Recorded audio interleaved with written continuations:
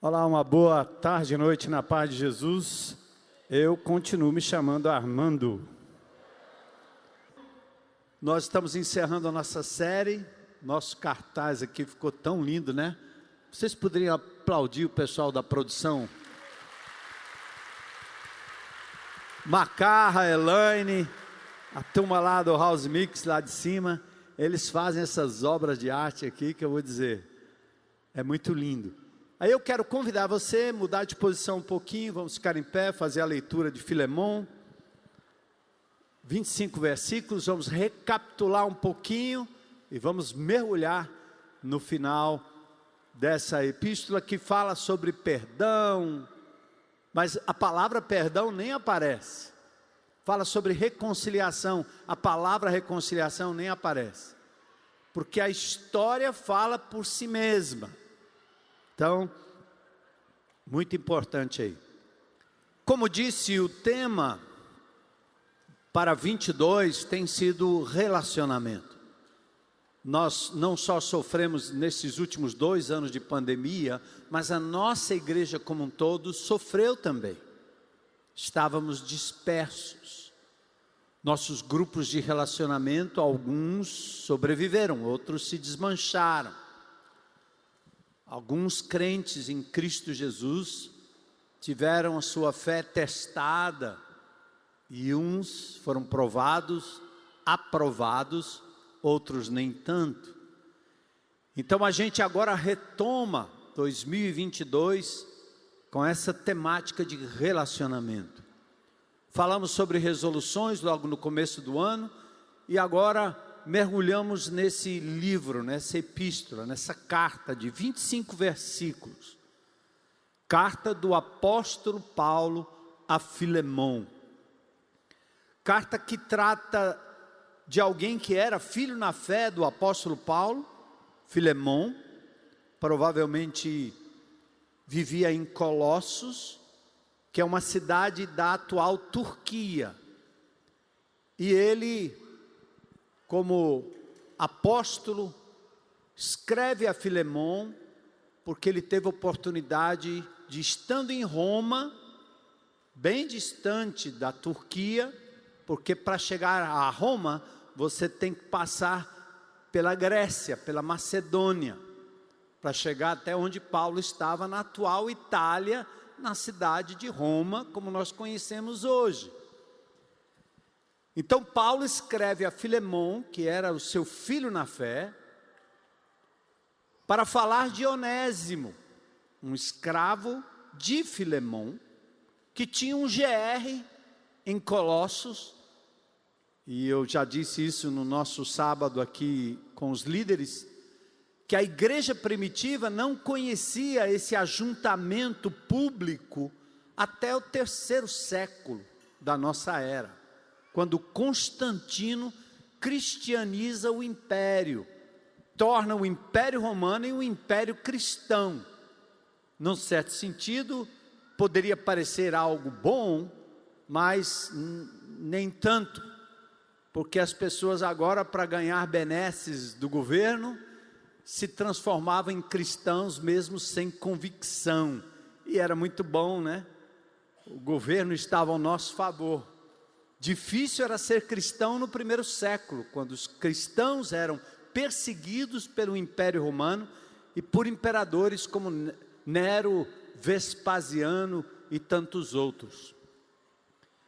Então o apóstolo Paulo está em Roma e ele escreve a Filemon, que está em Colossos, na Turquia. Escreve a ele e a sua esposa Áfia, seu filho Arquipo. Eles têm um GR em casa. E como era o costume romano, quase toda casa tinha o que hoje você poderia chamar de funcionário. Naquela época era escravo.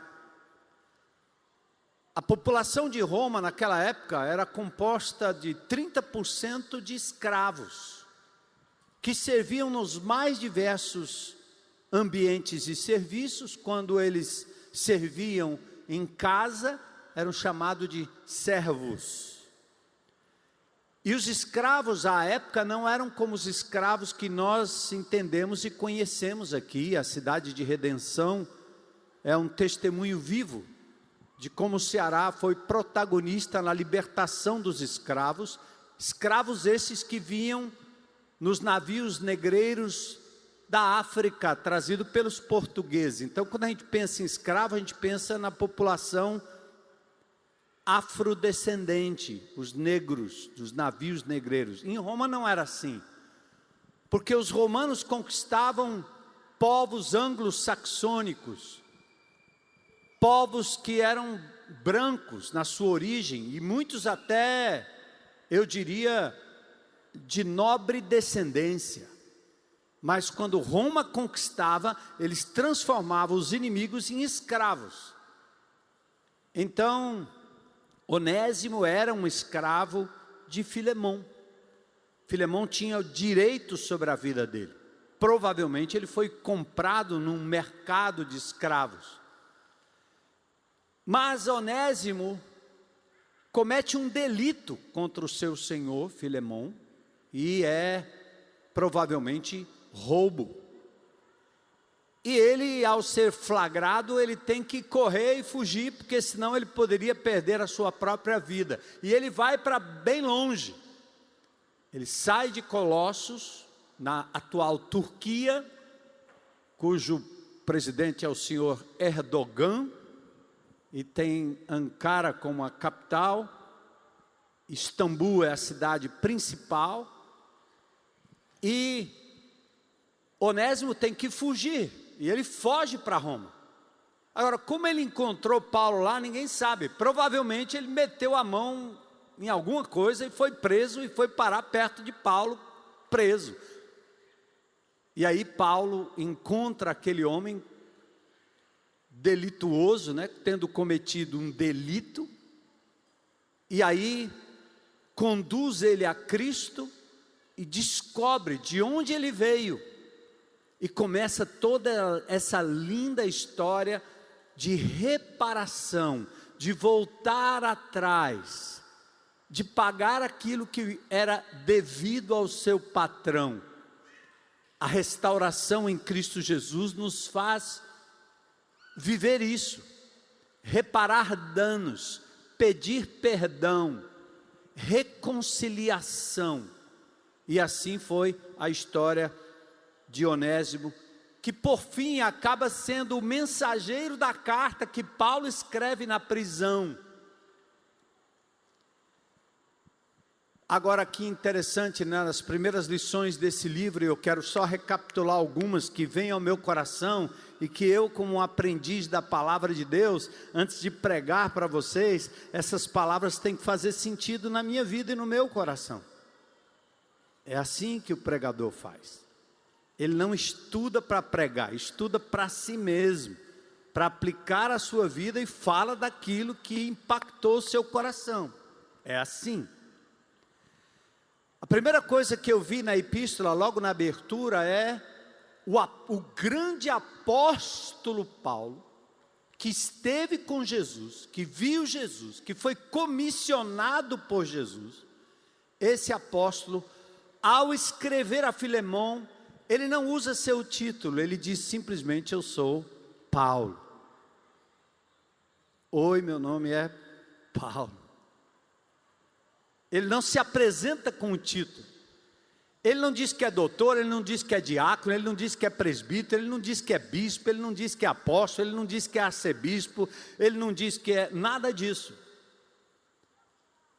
E na nossa primeira mensagem aqui, eu disse que essa coisa de títulos é uma doença que nós temos herdada de um romanismo. Porque a palavra de Deus nunca teve isso. O exemplo é João Batista. Quem era João? Perguntaram: quem é você? João, antes de dizer quem ele era, João dizia quem ele não era. E no meio evangélico é só o que eu ouço. Eu fico aqui à frente e de repente um irmão vem não sei da onde, e ele diz: eu sou da igreja tal, fui diácono, fui presbítero, fui isso, fui aquilo. E você está olhando para ele e dizer: meu irmão, você tem nome? Diga seu nome, por favor, aí. Então, meu nome é João, pronto. Quem é você? Eu sei quem eu não sou. Isso era importante para a vida de João. E essa é uma coisa que é cultivada demais pela própria igreja de Jesus. Eu quero deixar para vocês uma palavra de exortação em nome de Jesus. Não chame de pastor quem não é pastor. Não dê título a quem não tem o título e nem precisa do título e às vezes nem quer o título. Não curta isso. Isso adoece pessoas. Eu acho que ele já deveria ser pastor. O que você quer dizer com isso? Essa comunidade, a Igreja Batista Central de Fortaleza, nunca impediu ninguém de exercer toda e qualquer função, até mesmo as pastorais.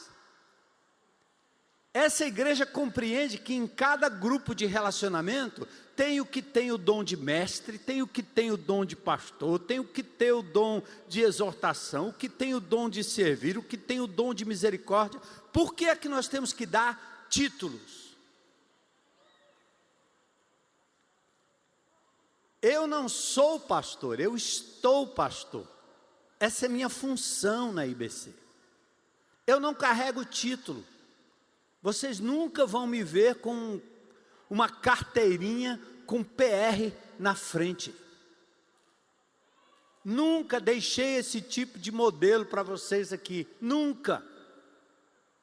Mas o povo de Deus, eu acho que num certo sentido, ele é muito rápido, ele não sabe como prestigiar o outro, como elogiar o outro, como admirar o outro, e ele quer dar um título, dar uma insígnia para o indivíduo. Aí quando você põe a insígnia, o diabo entra e o indivíduo despenca de onde estava. Porque Jesus nos deixou o exemplo. Você quer ser o maior? Seja o que serve. Quer ser mestre? Seja um aluno, aprendiz. Aliás, quando Paulo fala em Timóteo sobre aquele que almeja o episcopado, a supervisão do corpo de Cristo, ele fala que um dos dons é ser um aprendiz, um eterno aprendiz. Então, Filemão nos ensina isso. Paulo de cara, dá logo um tapa na cara da gente e diz: eu sou Paulo. Serve?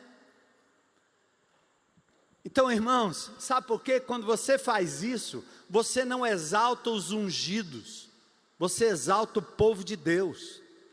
Esse homem aqui recebeu um chamado. Alguém a semana passada me indagou aqui: me fala, pastor, como foi o seu chamado? Ora, o meu chamado não é diferente do seu chamado. Todos nós somos chamados por Deus para exercer uma incumbência especial.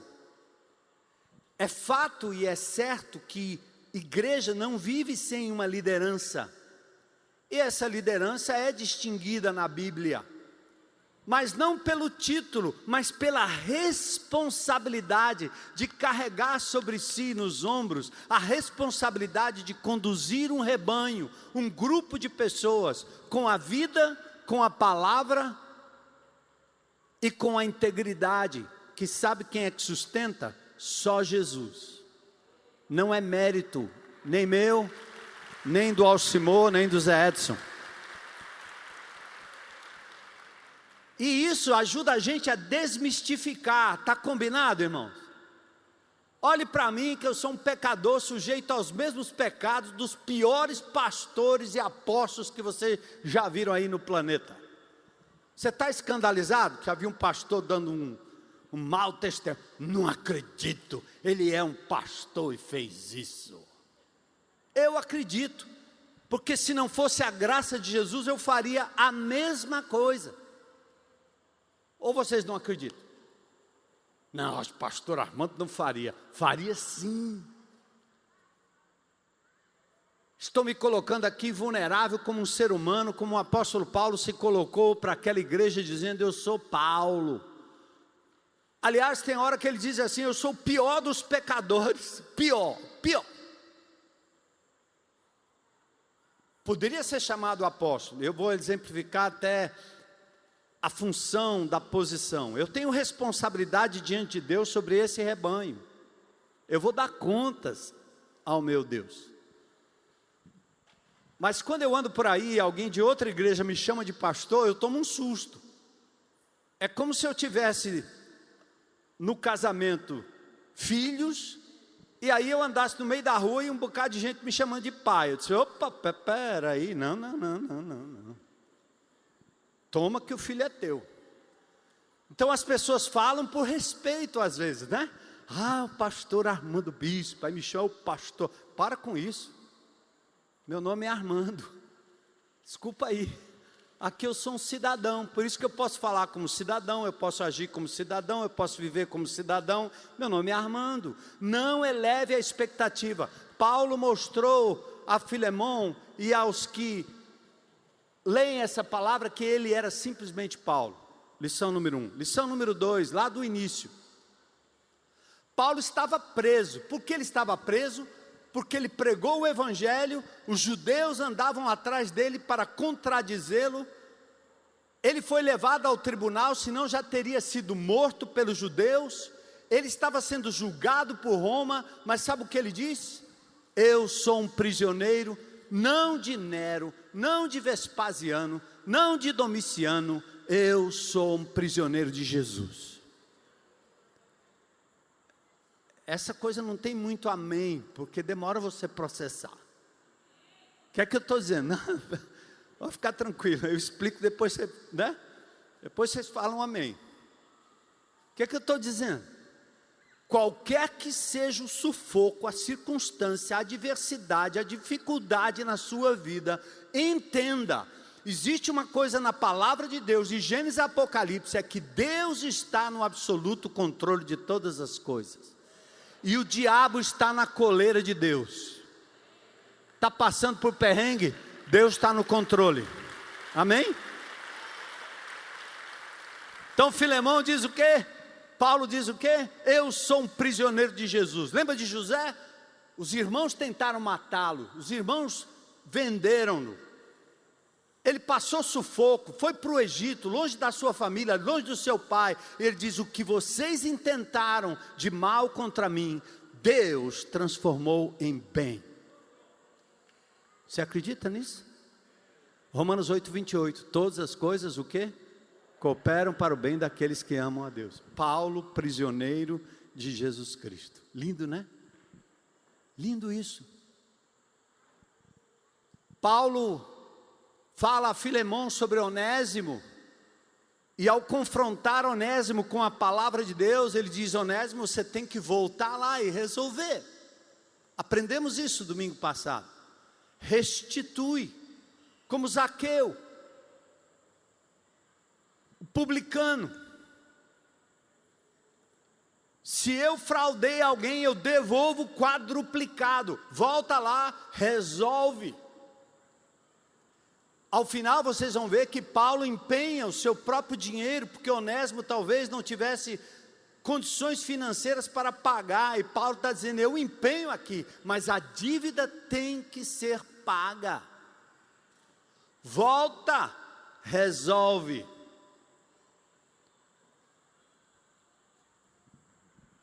E aí os versículos 17, 18 e 19, a gente vai mergulhar de volta na epístola. Paulo diz assim, a comunhão entre irmãos, ela é selada de uma tal maneira, que a dívida dele é minha dívida. Paulo diz, presta atenção, receba-o como se fosse a mim mesmo, verso 17. Paulo diz, lança tudo em minha conta, você não vai ficar sem o devido pagamento. Aqui não é a história de que não foi nada, deixa para lá. Não, eu expliquei. Você bate no carro de alguém e depois diz, deixa para lá. Não, não deixa para lá não. Conserta aí, meu irmão. Está perdido, mas conserta. Eu pagarei. E aqui, nesse início de carta, o apóstolo Paulo começa a mostrar que ele ditava suas cartas, porque provavelmente ele tinha uma limitação visual. Lembra que no seu encontro com Jesus ele cai cego, depois oram por ele, as escamas caem dos seus olhos, e provavelmente aquele encontro do orgulhoso Paulo com Jesus levou a sofrer dor, a não saber a direção, a ter que se submeter aos outros. Isso é uma ideia de que quando você entrega a sua vida a Jesus, você pensa que tudo vai melhorar. Para Paulo não, tudo piorou, porque Deus tinha que tocar no orgulho de Saulo. Ele cai por terra, e Saulo então, depois Paulo, continua provavelmente com a sua cegueira. No final da epístola, em 2 Coríntios, ele pede a Deus, como apóstolo, gente boa, missionário de Jesus, ele diz: Senhor, cura esse negócio aqui. E Jesus diz o que para ele? Não, a minha graça te basta. Porque Deus queria que Paulo andasse com aquela marca da sua fraqueza. Você tem alguma marca assim? Jacó tinha na sua coxa. O anjo tocou, a coxa feriu, ficou lá. Paulo tinha que andar com aquela limitação. E aí Paulo entendia isso. A minha graça te basta, disse o Senhor. Porque quando você é fraco, aí você é forte. Quando você tem uma limitação e que você tem que depender de mim, aí você é forte. Porque quando nós estamos tudo bem, sarados, sem pandemia, sem problema, sem sequela, sem absolutamente nada, nós deixamos Deus na prateleira, né? Não fica aí, ó. Então o grande Paulo escrevia suas cartas, e aqui ele diz, é do próprio punho. Provavelmente ele assinou. Aqui parece que Onésimo devia muito mais do que sua capacidade de pagamento, mas Paulo tinha recursos. Filipenses 4,18, ele diz que recebeu em abundância, ele era sustentado pelas igrejas, sustento legítimo. Atentem aqui para outra coisa, a igreja de Jesus tem autoridades constituídas, autoridade. Aí quando eu falo essa palavra, você diz assim, está vendo? Ele disse que não é pastor, mas ele está dizendo que é autoridade. Então ele está por cima da carne seca. Deixa eu lhe explicar. Eu vou ilustrar para você, maridão maravilhoso. Quantos maridos maravilhosos tem aqui? Oh, olha aí, eles estão se achando, né? Maridão maravilhoso. Deus diz que você tem autoridade sobre essa mulher, sabia? Sabia, irmão?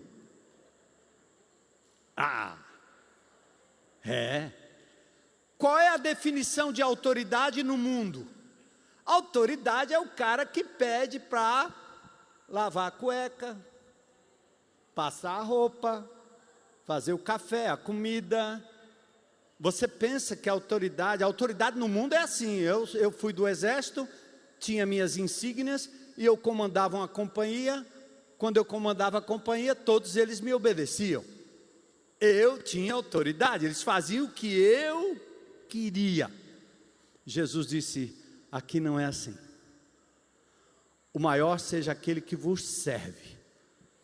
Autoridade, maridão, significa que Deus lhe dá capacidade para suprir as necessidades, não suas, mas da sua mulher.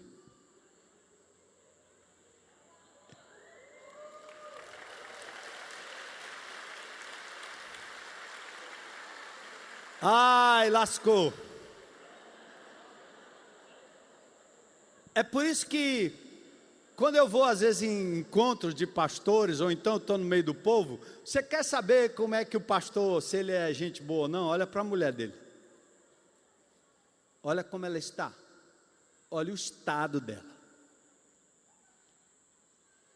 E é por isso que eu disse, meu Deus, misericórdia, Jesus. Tem uma coisa que eu tenho que fazer, é cuidar dessa mulher aqui. as necessidades materiais, espirituais e emocionais, Deus me capacitou para supri-las. Se eu não é de mim, eu tenho que prover o ambiente onde ela se sinta gente, amada, cuidada. Isso é autoridade.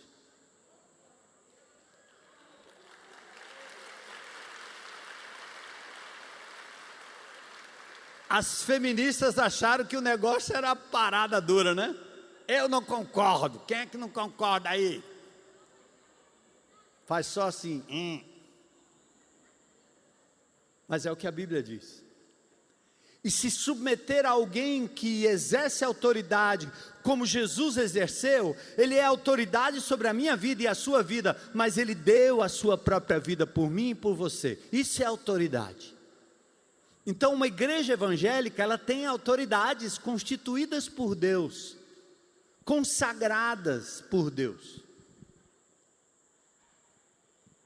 E essas autoridades são as autoridades que supriam a necessidade do apóstolo Paulo. Cartas iam e cartas vinham, mas elas partiam como partiu em Atos 15 da igreja e das autoridades constituídas pela igreja.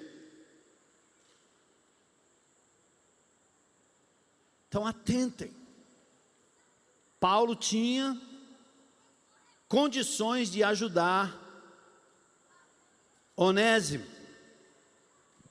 e Paulo lembrou Filemão dizendo: olha, você me deve, Filemão, lembra? O que quer dizer que o princípio do perdão é sempre levado como aquela parábola do credor incompassível nos ensina. Perdoe, porque a dívida que essa pessoa tem com você é menor do que a dívida que você tinha com Deus, e Deus lhe perdoou em Cristo Jesus. Se Jesus pagou o preço, a dívida está paga, mas houve sim um preço pago, custou a vida de Jesus. Então, por que você insiste em não perdoar, não liberar perdão? Perdoa. Deixa aí. Perdoar como Cristo nos perdoou. A oração do Pai Nosso nos ensina isso. Agora vamos mergulhar nos versículos 20 a 25 para a gente terminar a epístola. Paulo diz: sim, irmão, que eu receba de ti no Senhor esse benefício, reanima-me o coração. Aqui é a esperança da comunhão, a esperança da coinonia. Paulo está dizendo: eu quero ser reanimado com o seu gesto de receber Onésimo de volta. Filemão parecia piedoso, consolador, aliás ele era cuidador dos santos, verso 5, ciente do teu amor e da fé que tens para com todos os santos. Presta atenção, santo aqui não é Santa Maria, São Pedro, São João, não é isso aí não, esses são os canonizados pelo Papa. A palavra santo na Bíblia quer dizer todo aquele que é separado do mundo para Jesus, é declarado santo por Deus. Amém? Quantos santos tem aqui? Santa Maria, São João, São Pedro, Santa Filomena, Santa tudo aí, Santa Raimunda, tem tudo aí. Entende por que nós não adoramos os santos? Porque a adoração é só a Deus. A palavra santo é, de novo, não é porque eu sou santo de caráter impecável, é porque eu fui declarado santo. Imagina um indivíduo que está na cadeia, ele cometeu um crime, tem uma fiança, alguém vai lá e paga a fiança. Quando ele abre a cadeia, tendo pago alguém a fiança no lugar dele, o juiz diz: você é um homem livre. E você é um cidadão livre. Ele pode cometer um crime na esquina? Pode, mas ele foi declarado inocente pelo juiz. Pode ir, abre a cadeia. Foi assim que Jesus fez comigo. Ai, Senhor, se eu fosse pagar meus pecados, eu ia passar o resto da minha vida, não ia conseguir pagar nem um bilionésimo. Mas Jesus derramou o seu sangue, pagou o preço. Ele olhou para mim, olhou para você e disse: vocês estão separados para mim em Cristo Jesus, no meu sangue, no meu poder. É? Aí Filemão, ele cuidava bem dos santos, então Paulo tinha certeza que ele atenderia ao seu pedido. Paulo disse: eu quero ser reanimado. Sabe por quê, irmãos? Quando nós estamos em comunhão, amando uns aos outros, sem expectativa uns dos outros, a gente vê ânimo no povo de Deus. É isso que nós estamos experimentando. O Espírito de Deus está fazendo algo nessa igreja poderoso, algo que estava abafado por tempos e tempos e tempos. Os inimigos de Deus não ficam satisfeitos. O diabo que anda ao derredor fica procurando ocasião para fritar alguém. Se for churrasco de pastor, aí é melhor ainda. Mas nós estamos vendo a igreja reanimada, porque está havendo comunhão, koinonia, perdão, reparação, compreensão. Que nós somos seres humanos salvos pela graça em processo contínuo de restauração. Então a esperança da koinonia é ser reanimado. E Paulo diz: eu sei, você já cuidou dos santos muito bem, então você vai receber bem Onésimo. Mas agora no verso 21, Paulo fala de uma esperança de que a comunhão faria com que a obediência fosse além. Não é obedecer pela lei. Ele diz: certo como estou da tua obediência, eu te escrevo, sabendo que farás mais do que eu estou pedindo. Sabe aquela pessoa que só faz o que está no papel? Você manda ele fazer uma coisa, se tiver outra do lado, ele não faz, porque você não mandou, eu fiz o que você mandou, pronto, acabou.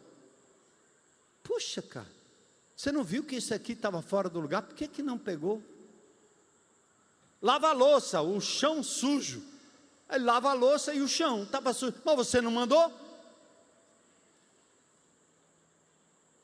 Paulo está dizendo: eu estou certo de que não é por obrigação de cumprir a lei, Filemão, mas você vai fazer muito além, porque você vai fazer por amor. Lembra que falamos semana passada? Que o mandamento não tem força, lembra? Não matarás, não adulterarás, não cobiçarás a mulher do próximo. Não adulterarás. Assim, não, eu não adultero. Aí Jesus diz assim, ó: quando você no seu coração maliciou contra outra mulher, você adulterou. Quem escapa aqui? Ah, eu nunca matei ninguém. Eu andava armado, nunca puxei o gatilho, nunca matei ninguém. Já atirei para espantar, mas para matar nunca matei ninguém, eu nunca matei ninguém. Jesus disse: eu visto o que foi dito, não matarás. Eu, porém, vos digo: qualquer que no seu coração intentar o mal contra alguém, já matou. Quantos assassinos tem aqui? Ninguém quer levantar a mão, mas todos nós. Porque a lei que diz não matar, ela pode ser manipulada. Por isso que gente diz assim: eu cumpro os 10 mandamentos. Aí ele canta de galo, achando que é o bom. Só que Jesus pega o mandamento e diz: você não sabe que o mandamento, ele tem que ser cumprido lá dentro do seu coração. E lá no seu coração, quem te conhece sou eu. E aí você matou, amigo. Você matou, amiguinha. Lembra aquela concorrente? Se eu pego ela. Lembra no trânsito aquela fechada que você foi atrás para dizer: já matou. A lei não tem força, a lei só mostra que nós somos frágeis, que nós não temos poder em nós mesmos para cumprirmos a lei. Mas quando a gente entende a lei do amor, em que a gente ama a Deus acima de todas as coisas, aí nós podemos cumprir a lei, porque Jesus cumpriu a lei por nós, para que a lei fosse cumprida em nós. Por isso que a lei, nós não devemos mais nada, Jesus já cumpriu tudo. Então agora eu posso bagunçar a minha vida? Não, quem ama não faz isso. Quem ama quer obedecer e ir além e fazer por amor. Por isso Paulo está dizendo, olha, eu não quero que você receba Onésimo aí só por obrigação, não. Você vai fazer muito mais por ele. Você obedece por amor ou por temor da lei? Paulo já disse que poderia exigir obediência pelo seu relacionamento de autoridade espiritual sobre Filemão. No entanto, a obediência de Filemão está baseada em quê? No amor, na relação do homem com Deus. Hoje de manhã, eu ilustrei aqui, minha filha estava bem aqui. Eu me lembro quando pequeno, eu sempre lutava com minha esposa, porque ela foi tratada desse jeito, eu não. E quem foi muito maltratado, tem dificuldade em lidar com ofensas, principalmente quando vem das crianças, você pede logo a paciência. Você dá uma ordem, a criança diz que não, aí você quer ir para cima. Mas por que você vai para cima? Com raiva, porque está dizendo que a criança pecou contra você. Eu tinha que fazer um exercício na minha cabeça, e ir para minhas duas filhas e dizer assim, eu não consigo disciplinar com raiva, porque o pecado que você cometeu não foi primariamente contra mim, você pecou contra Deus. Você bateu no meu carro? O carro não é meu, é de Deus. Cara, eu estou com um problema. Você não pode me deixar chateado ao ponto de achar meu carro, não, meu carro é de Deus. Cara, você está com problema, você bateu no carro de Deus, ajeita aí, meu amigo. Então eu dizia para minha filha assim, papai vai chorar com você aqui, eu vou aplicar a disciplina, seja ela qual for, mas uma disciplina que visa fazer a pessoa entender que ela ofendeu a Deus em primeiro lugar, não a mim, entende? Por isso que o amor está acima de tudo. Quem ama a Deus de verdade obedece os seus mandamentos. Então, Filemão, você ama a Deus. Por isso, João 14,15 diz, se vocês me amam, vocês vão guardar os meus mandamentos. Eu quero obedecer Jesus por amor, não por obrigação, nem pela dor. Tem coisa que você tem que fazer primeiro por obrigação, não é verdade? Pessoal que tem problema aí na dieta, né? na comidinha, aí o médico chega lá, você faz, você diz, rapaz, isso aqui é muito ruim, comer esse negócio aqui presta não. Aí você come, daqui a pouco aquilo vira um negócio normal, e daqui a pouco vira prazer, pronto, mudou o hábito. Mas é muito importante andar com Deus e obedecer a Deus, e sempre pensar, o meu Jesus merece que eu faça isso e muito mais. A disposição por amor vai além, sempre além. Então deixa o amor conduzir a sua vida. Perdoa, quantas vezes? 7? Não, 70 vezes 7. Pessoal do Enem, 70 vezes 7 é? 490. Tabuada é um negócio que só os velhos aqui sabem, né? 7 vezes 7, 49. O que ele está dizendo? É 490 vezes que eu tenho que perdoar? Fico contando aqui? Não, ele está dizendo, tem uma disposição de perdoar sempre. Então a esperança da comunhão e da coinonia, primeiro, era ser reanimado. Segundo, uma obediência que vai além. Em terceiro lugar, uma hospitalidade prevista. Paulo diz assim, prepara-me também uma pousada, hein? Pois espero que por vossas orações vos serei restituído. Isso aqui está parecendo que o apóstolo Paulo está dizendo assim, ei, onde é que você vai passar o final de semana? Eu quero ir lá comer um churrasco. Tem carneiro lá? Tem uma rede lá na sua varanda, no carnaval, onde é que você vai? Onde você vai? Parece que Paulo está só dizendo, eu vou passar por aí, prepara aí um lugarzinho. Mas presta atenção, Paulo era muito objetivo em tudo que ele fazia. Tudo tinha um propósito. Então Paulo está dizendo, Filemão, eu vou passar aí. Vai ser um tempo de comunhão, mas vai ser um tempo também de checar se você de fato levou adiante aquilo que eu estou recomendando. Quando Paulo escreve aos Coríntios, em 1 Coríntios 4,18, ele diz assim: tem alguns aí na igreja que estão agindo com soberba, como se eu não tivesse como ir até vocês.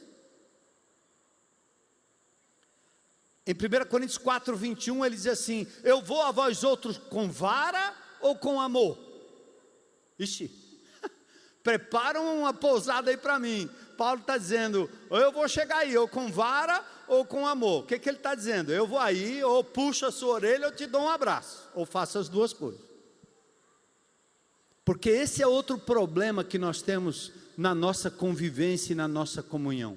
Qual seja? Irmão, o cara está em pecado e você não diz nada. O cara está indo para o buraco e você não tem coragem de dizer, de denunciar.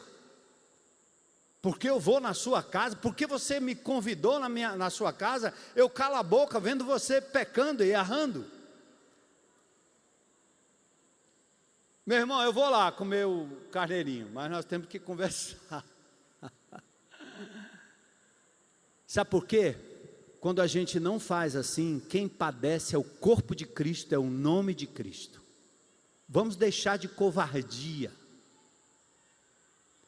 Vamos deixar de promover churrasquinho para passar a mão por cima de pecado. Não.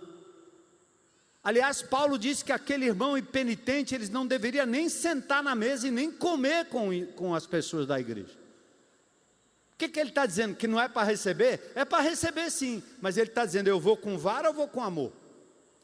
Eu vou puxar a orelha ou eu me lembrei de um grande empresário nessa cidade, anos atrás, que me convidou, aliás, a mulher dele me convidou para fazer o casamento deles.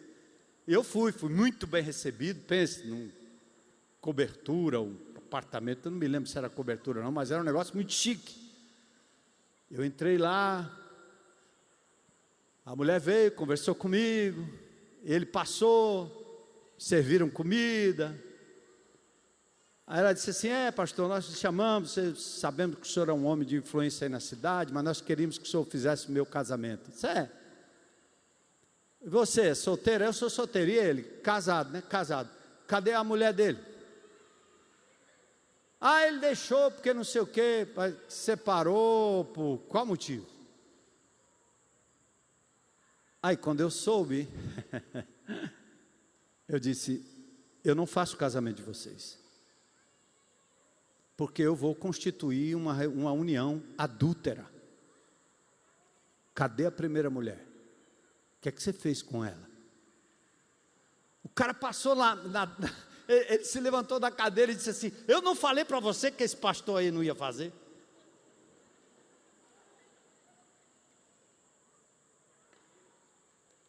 Aí ele voltou depois e disse assim, você não sabe que eu tenho orfanatos, eu tenho muito dinheiro, que eu ajudo muitas crianças, você não acha que Deus me perdoou disso tudo? Eu disse, o que você faz não apaga o que você fez com a sua ex-mulher.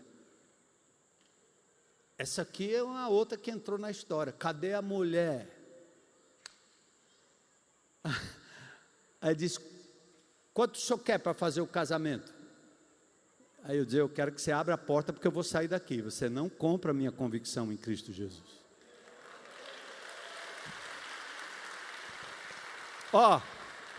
Ilustração do passado, mas que serve para os pequenos relacionamentos.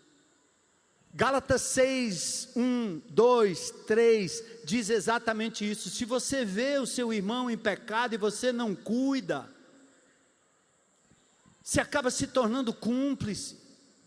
Mas quando você o fizer, cuidado para não cair também, mas você precisa atar a ferida, cuidar da ferida, levar aquele irmão à reconciliação. Como é que você entra na casa do irmão para comer com ele, ele começa a costurar a vida de todo, entesourar a vida de todo mundo, e você ouve e não faz nada? Comigo nunca deu certo. Porque a Maria, você já falou com ela? Não, eu disse, então eu vou falar, se você não for, eu vou falar, porque eu não admito que você fale da Maria sem a Maria estar aqui. E primeiro fale com ela, não comigo, sobre ela. Isso é demais. O diabo bagunça a comunhão e a coinonia na base dessa coisa, porque nós temos receio de confronto. E aí esperamos a coisa arrebentar, a pessoa continua no pecado e você não diz nada. Então Paulo diz, prepara uma hospedagem aí que eu estou chegando, prepara um quartinho, mas ele não vai só com o amor e o beijinho, ele vai para puxar a orelha também, entende, irmão? Façam isso comigo, tá certo?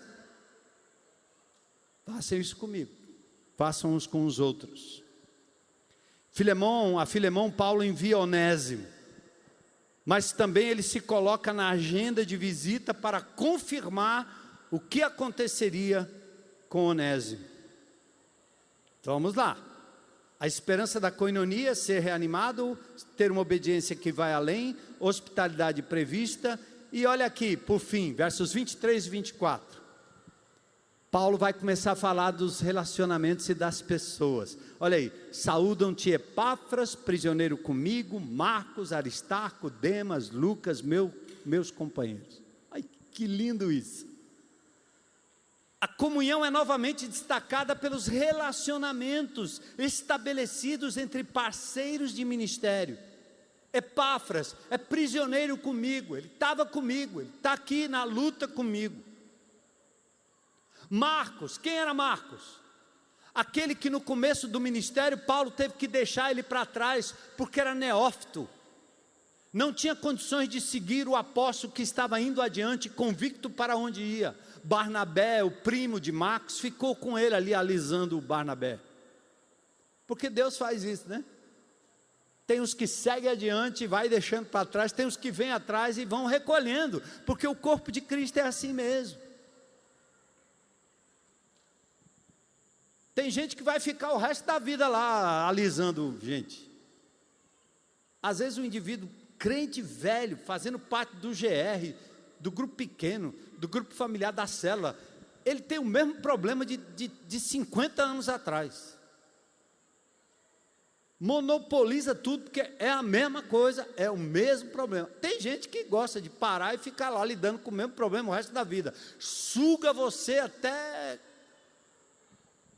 E não decide obedecer, não decide mudar, não decide tomar o remédio que se dá para a cura.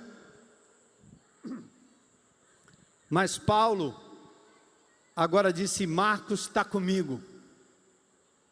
Foi por isso que em 2 Timóteo 4, 11 e 12, ele diz, Demas, a quem ele menciona aqui, tendo amado o presente século, me abandonou e foi para Tessalônica. Ele fala de Aristarco e ele fala de Demas. Presta atenção aqui que tem uma palavra fundamental para vocês aqui. A música que foi cantada aqui, a ferida que mais dói, vem de quem a gente ama. Ouviu, igreja? A ferida que mais dói vem de quem? Vem de quem a gente ama. Paulo disse, Demas me abandonou, mais tarde ele voltou. Então a igreja de Jesus é assim, não se assuste não. Estava e não está, e daí? É assim, a dinâmica do corpo de Cristo. Você vai atrás, você abraça, você tenta trazer de volta, mas Demas me abandonou. Então vamos parar com essa ilusão de que porque o indivíduo tem liderança, é ministro, é pastor, o cara nunca vai errar. Ai, que escândalo. Escândalo o quê? Sabe quando é que você tem escândalo? Quando você não olha para você mesmo e admite suas fraquezas, as loucuras que você sabe que é capaz de fazer, se Jesus não sustentar. Então não é você, é Jesus, amém? Por que nós estamos aqui, os 3 pastores? Por que eu estou aqui? Tropeçando, errando, me arrependendo, voltando, sendo corrigido pelos meus irmãos, pelos meus amigos, pela minha esposa. Essa é a caminhada. Mas por que tanto tempo no ministério, sem escândalo? Por quê? Por quê? Porque Jesus decidiu assim. não é pelos meus méritos. Então, se eu cair, se eu tropeçar, não me descarte não. Baixa a bola da expectativa. O pastor Armando falou, eu amava esse homem durante 30 anos. Aí o cara falou um negócio da vacina, o cara saiu correndo. Para com isso, cara. Que bobagem. Me chama no canto, me mostra os trabalhos, puxa minha orelha, fala comigo, me pergunta. Eu não estou carente não, para você ficar aí com essa história de, ele está me chamando de volta. Estou te chamando você de volta, nada. Estou dizendo, olha para você mesmo no espelho, cara. E assim como Paulo diz assim, Demas me abandonou, agora em Filemão ele diz, está aqui, ele está comigo, amém. Foi, mas voltou. Lembra de Jesus? Quantos apóstolos tinha Jesus? Quantos? 12. Quantos? 3. Enfiaram a faca nele, saiu, exatamente. Judas o traiu, comia com ele. A ferida que mais dói vem de quem? Pedro. Pedro, grande Pedro, Jesus, maravilha, estou contigo, beleza. Quando Jesus estava sendo julgado na casa de Caifás, ele estava no cantinho da varanda, se requentando ali numa lareira. A secretária chegou perto dele e disse, Pedro, a tua voz te denuncia, você é um deles. Ele diz, o quê? Quem é esse cara aí? Sei lá quem é, velho. Nem conheço esse homem. Como assim? Você não se decepciona com Pedro e quer se decepcionar comigo?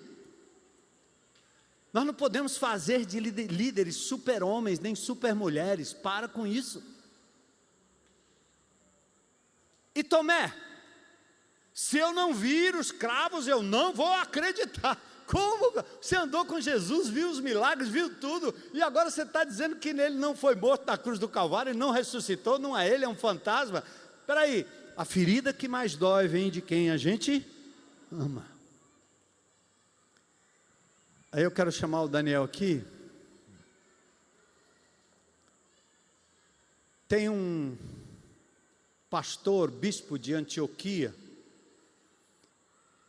que morreu mais ou menos no ano 107 da nossa era. Inácio de Antioquia. Sabe o que ele diz?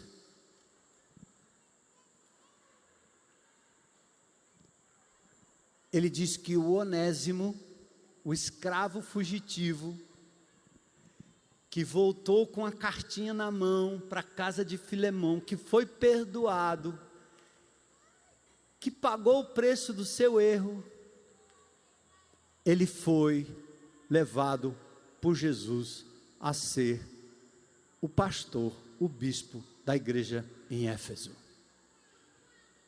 Olha que volta, gente. Pessoal do grão aí, tanta loucura, né, meu? Hein? Pense nas doideiras. O que é que Jesus faz? Ele refaz.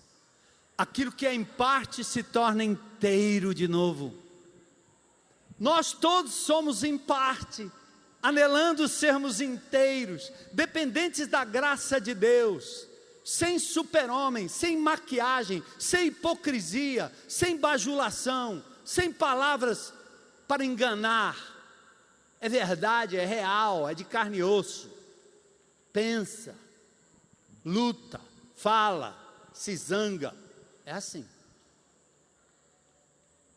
O Onésimo, ladrão, restituído, tornou-se provavelmente o grande pastor de Éfeso, o mesmo lugar onde João ministrou durante seus últimos anos de vida.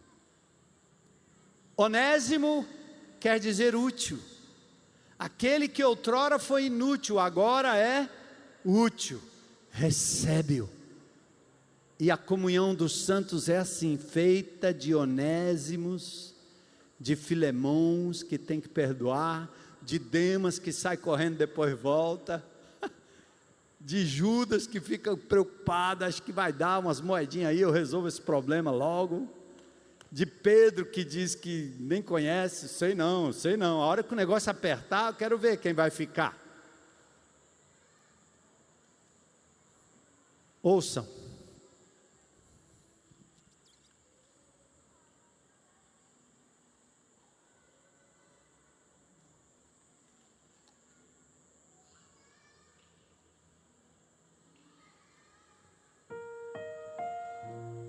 A gente encerra essa série com essa música que muito me comoveu, do Marcos Almeida, interpretada pelo Almeida, que não é Marcos, mas é o nosso Daniel.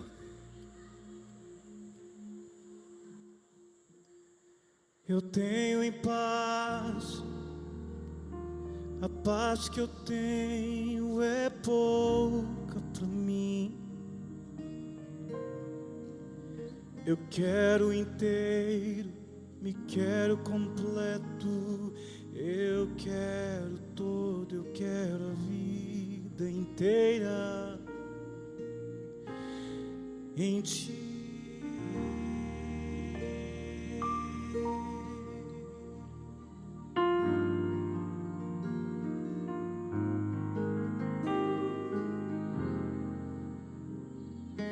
Faz enquanto eu ando incompleto, imperfeito, até que um dia eu seja descoberto, sabido de mim e de um mundo refeito.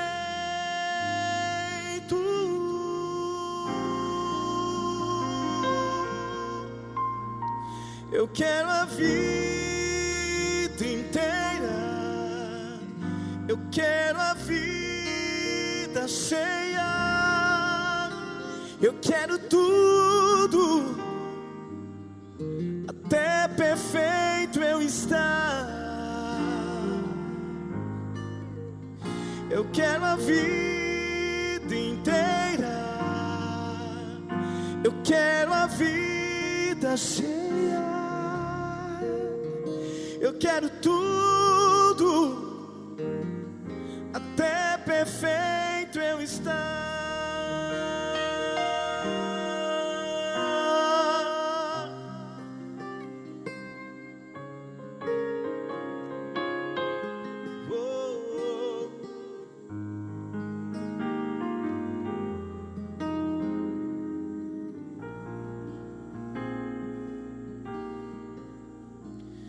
Me olho e me acho em parte, em pedaços, desejo ser um. Meu Deus me recebe, recolhe meus cacos, traz paz no que eu faço, me torna amigo inteiro de mim.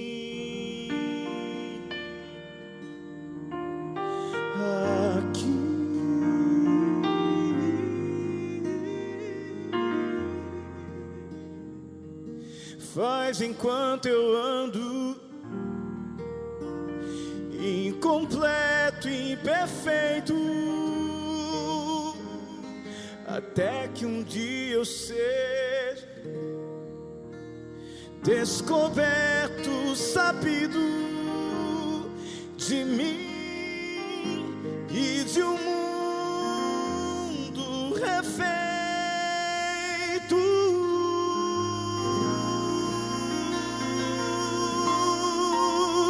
Eu quero a vida inteira, eu quero a vida cheia,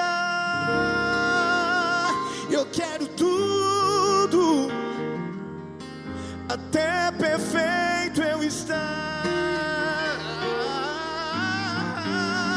Eu quero a vida inteira, eu quero a vida cheia.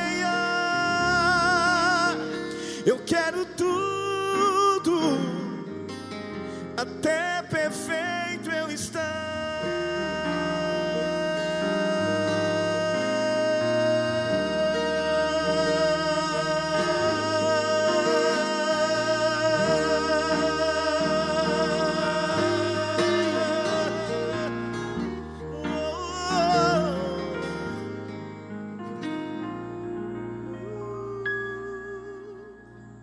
Eu quero a vida inteira, eu quero a vida cheia, eu quero tudo, até perfeito eu estar. Eu quero a vida inteira, eu quero a vida cheia,